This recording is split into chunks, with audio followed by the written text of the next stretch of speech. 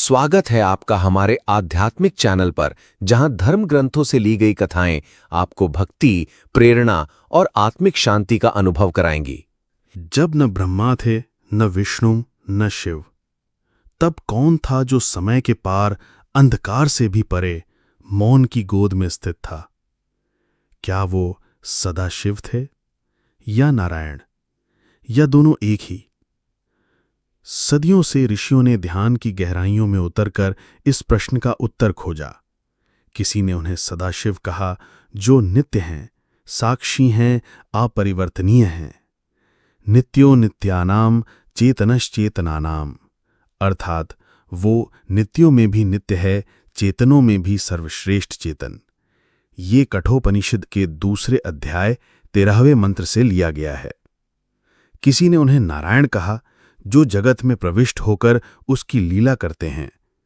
नारायणः परो व्यक्तात्, अर्थात नारायण अव्यक्त से भी परे हैं। ये नारायण उपनिषद के पहले अध्याय पहले मंत्र से लिया गया है। लेकिन जब एक जिज्ञासु शिष्य ने अपने गुरु से पूछा, गुरुदेव, सदाशिव और नारायण क्या ये दो हैं या एक ही परम? तब जो उत्तर मिला वो केवल उत्तर नहीं था, वो एक ब्रह्म अनुभव था। आज वही रहस्य शब्दों में गूंथा हुआ पर मौन को छूता हुआ आपके समक्ष है। बहुत समय पहले की बात है, जब न आकाश था न पृथ्वी, बस मौन था, शून्य था।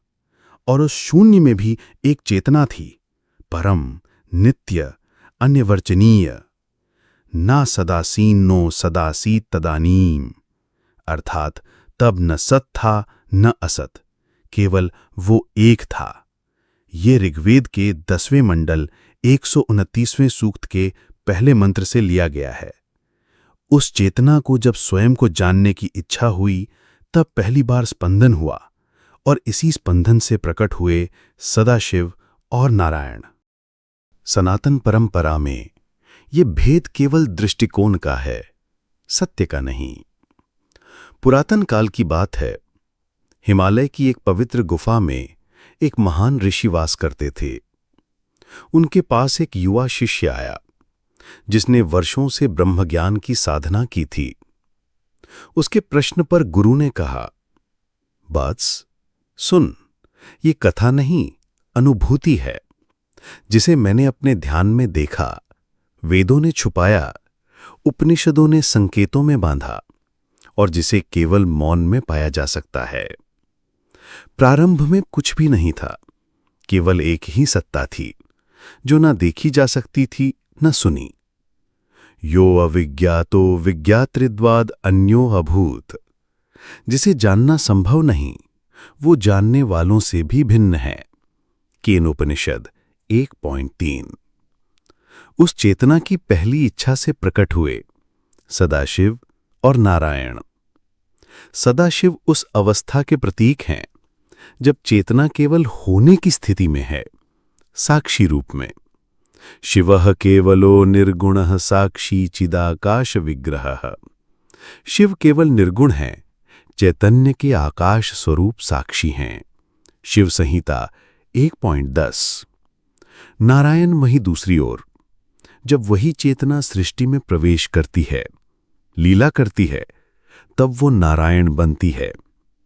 सर्वतः पाणिपादम तत्सर्वतो अक्षिशिरो मुखम सर्वतः श्रुतिमल्लोके सर्वमावृत्य तिष्ठति। उसकी भुजाएं, नेत्र, मस्तक और चरण सब ओर हैं। वो सबको व्यापता है। भगवद गीता 13.14। नारायण, जो सृष्टि का आधार हैं, शेषनाग पर शयन करते, जल में स्थित, सृष्टि की पुकार पर शांतिपूर्वक प्रतिक्रिया करते। यस्य एकांशेन स्थितो जगत, जिनके एक अंश से ही सारा ब्रह्मांड स्थित है। भगवद गीता 10.42। और जब ब्रह्मा ने नारायण से पूछा, आप कौन हैं? उत्तर मिला, मैं वो हूं जिससे तुम उत्पन्न हुए, पर मैं भी किसी की इच्छा से ही प्रकट हुआ हूं। वो इच्छा सदाशिव की थी। पार्वती द्वारा पूछे जाने पर, आप कौन हैं? शिव कहते हैं, मैं रुद्र हूं, सदाशिव का एक अंश। अहम रुद्रो भवाम्येव सर्वम में देवता वशम। मैं ही रुद्र हूं, समस्त देवताओं का अधिपति। शिव महापुराण कोटि रुद्र संहिता। शास्त्र कहते हैं, शिवाद्वयम परमम नास्ति। शिव से परे कोई परम तत्व नहीं। और नारायणः परो देवः। नारायण ही परम देव हैं। नारायणोपनिषद। ये विरोधाभासी नहीं, बल्कि एक ही सत्य की दो व्याख्याएं हैं। नारायण जो सृष्टि में प्रवेश करते हैं, सदाशिव जो सृष्टि के साक्षी बनकर मौन में स्थित हैं। गीता में कृष्ण कहते हैं, अहमात्मा गुणाकेश सर्वभूताशय स्थितः। मैं सबके हृदय में स्थित आत्मा हूं। वहीं शिव उपनिषद कहता है, सोहमस्मि, वह मैं हूं।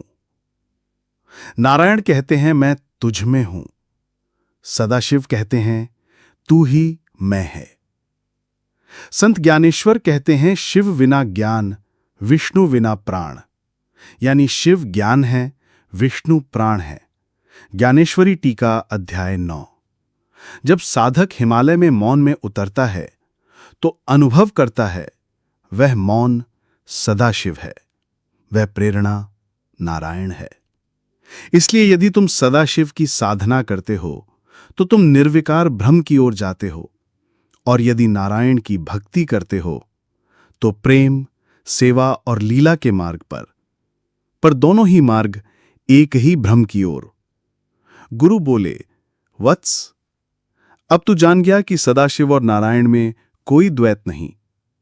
जैसे अग्नि और ज्वाला, जैसे सूर्य और प्रकाश, वैसे ही सदाशिव और नारायण। यो वै भूमा तत्सुखम ना अल्पे सुखम अस्ति। यानी जो पूर्ण है वही सुख है, अल्प में कभी सुख नहीं। छांदोग्य उपनिषद।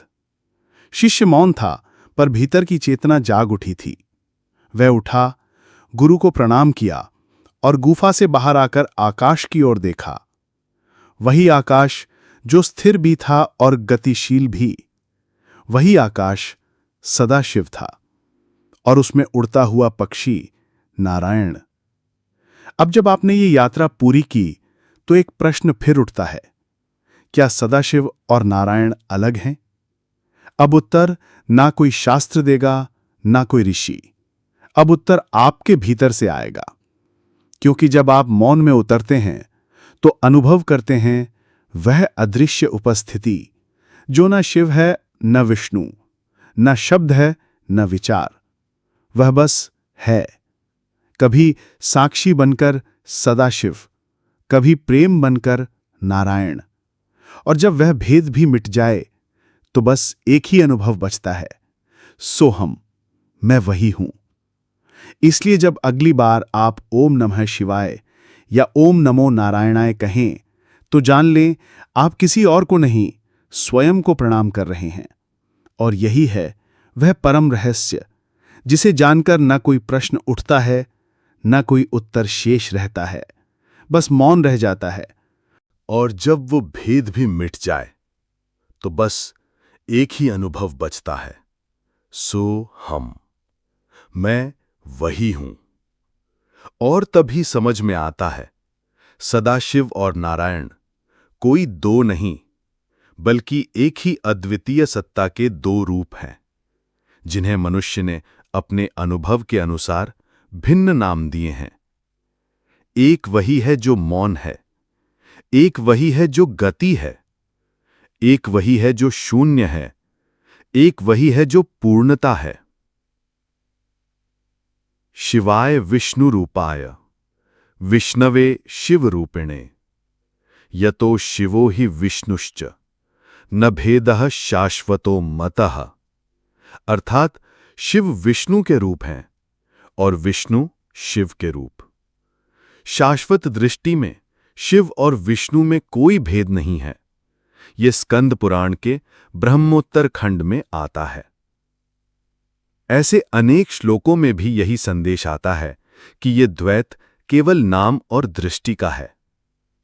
शिवस्य हृदयम विष्णुर विष्णोश्च हृदयम शिवः यथान्तं नाभिजानाति स वै भक्तो अधमः स्मृतः।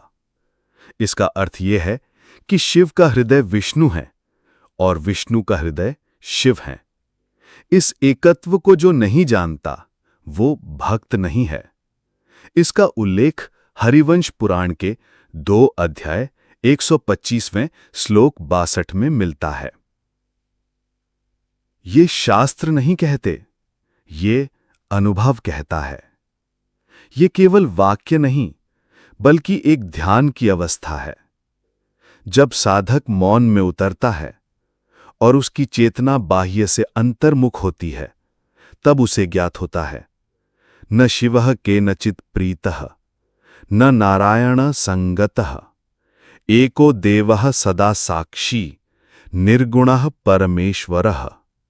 अर्थात न शिव किसी पूजा से प्रसन्न होते हैं, न नारायण किसी कर्म से। वो एक ही निर्गुण देव हैं जो साक्षी हैं, जो परम हैं। और यहीं से प्रारंभ होती है आत्मा की वापसी, जहां देवता बाहर नहीं भीतर मिलते हैं, जहां मंत्र कोई ध्वनि नहीं बल्कि अंतरात्मा की पुकार है। शिव की आंखों में स्थिरता है, विष्णु की आंखों में करुणा। पर वो जो इन दोनों के बीच मौन में बैठा है, वही आपका ब्रह्म स्वरूप है। आज जब आपने ये कथा सुनी, तो आपने केवल शब्द नहीं सुने, बल्कि उन अनुभवों के संकेत पाए जो ऋषियों की समाधि में जन्मे। अब ये कथा समाप्त नहीं हुई है, बल्कि ये आपकी यात्रा का प्रारंभ है। जब अगली बार आप ध्यान में बैठें, तो एक बार अपने भीतर से पूछिए, क्या मैं वही मौन हूं? क्या मैं वही लहर हूं? क्या मैं शिव हूं? क्या मैं नारायण हूं? उत्तर आएगा शब्दों में नहीं, बल्कि एक अनुभूति में, जहां कोई नाम नहीं, कोई रूप नहीं, कोई द्वैत नहीं, सिर्फ एक चैतन्य की झलक। तत्वमसि, तू वही है। और इसीलिए जब अगली बार आप ओम नमः शिवाय कहें, तो जान लें कि आप मौन के साक्षी को नमस्कार कर रहे हैं। और जब आप ओम नमो नारायणाय कहें, तो जान लें कि आप उस चेतना को प्रणाम कर रहे हैं जो प्रेम है, करुणा है और लीला है। क्योंकि अंततः आप स्वयं ही वो ब्रह्म हैं जो कभी शिव है, कभी विष्णु है, और वास्तव में जो दोनों से परे है। अब मौन रहिए और उस मौन में उतर जाइए, जहां ना कोई कथा है, ना कोई उत्तर, बस आप ही आप हैं। ओम तत्सत। हर हर महादेव। जय श्री नारायण।